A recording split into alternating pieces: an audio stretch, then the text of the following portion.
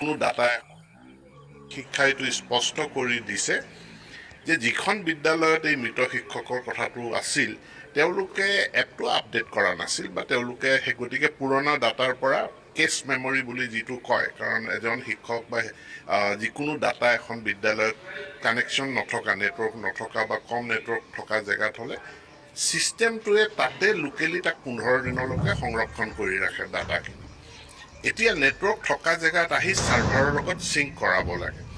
যেতিয়া তেওঁ এই কথাটো আনিছে কিন্তু আমি পৰ্টেলত চাইছোঁ আমাৰ পৰ্টেলত ষ্টুডেণ্ট শিক্ষকজনক এবচেণ্টেই দেখাই আছে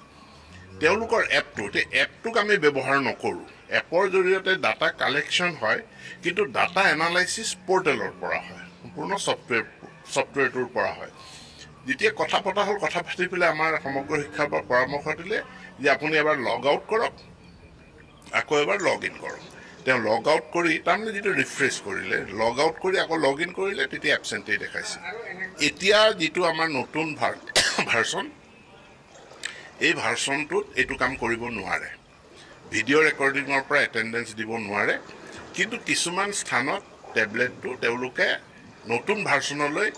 মানে ছফ্টৱেৰটো নতুন ভাৰ্চনলৈ আপডেট কৰা নাই গতিকে এতিয়া ইয়াৰ পৰাই আমাৰ মোবাইল ডিভাইচ মেনেজমেণ্ট ছিষ্টেম আছে গতিকে সেই টেবলেটবিলাক চিনাক্তকৰণ কৰা হ'ব য'ত যিবিলাক